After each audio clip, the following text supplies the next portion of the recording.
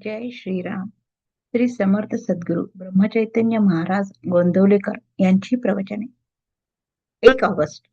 आजचा विषय: आनंद कशामुळे मिळतो. सृष्टी शून्यापासून निर्माण झाली. आपली ही मूळ स्थिती तीच आहे. म्हणून आपण शून्याकडे जाण्याचा प्रयत्न करावा, म्हणजेच स्वानंदात स्वस्थ राहावे. पण ते आपल्या हातून होत नाही. कर्म करीतच राहावे असे वाटते. प्रपंचाची दगदग झाली म्हणजे आपण दूर जाऊन बसतो. पण मनाची तळमळ त्यामुळे नाहीशी झाली नाही तर काय उपयोग. याकरिता मनाची स्वस्थता कशाने येईल ते पाहावे. आनंद कुणाला नको आहे. आपल्याला आनंद हवा आहे खरा, परंतु तो मिळविण्याकरिता जे करायला पाहिजे ते आपण करीत नाही. नोकरी नको आणि खायला हवे, हे कसे शक्य आहे. खरोखर प्रपंचाच्या या अगणित उपाधीतून सुटून जो स्वास्थ्याकडे जातो तो धन्यच होय. मनाच्या विरुद्ध गोष्टी झाल्या की लगेच आपल्या आनंदात बिघाड होत येतो. याकरिता आपल्या इच्छेविरुद्ध घडले तरी माझे स्वास्थ्य बिघडणार नाही, इकडे पहावे.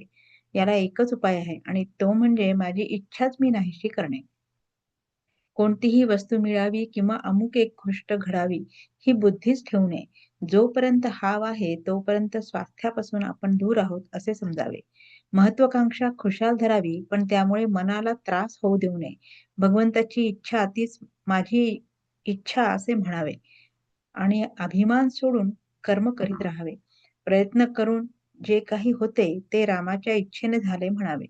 कर्तेपणाचा अभिमान सोडल्यानेच स्वास्थ्य लाभते. मागे पडलेल्या चांगल्या वाईट गोष्टी आठवत राहणे यामुळे आनंदात बिघाड येतो. तसेच उद्याची काळजी करीत राहणे यामुळेही मनाच्या स्वास्थ्यात व्यत्यय येतो. होते जाते ते सर्व भगवंताच्या इच्छेने होते हे मनाचे पक्के ठरवल्यावर मग विनाकारण काळजी का करावी.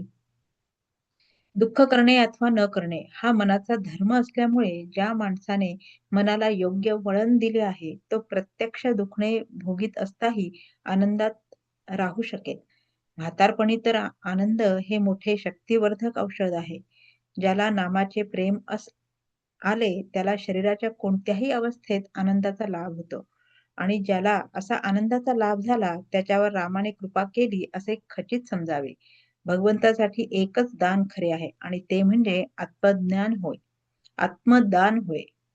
सतत भगवंताच्या नामात राहून देहाची विस्मृती होणे हा आत्मदानाचाच प्रकार आहे. बोधवाक्य: वाणीने नाम घ्यावे व मनाने स्मरण करावे आणि या दोन्हीचा मेळ असावा. जय श्रीराम.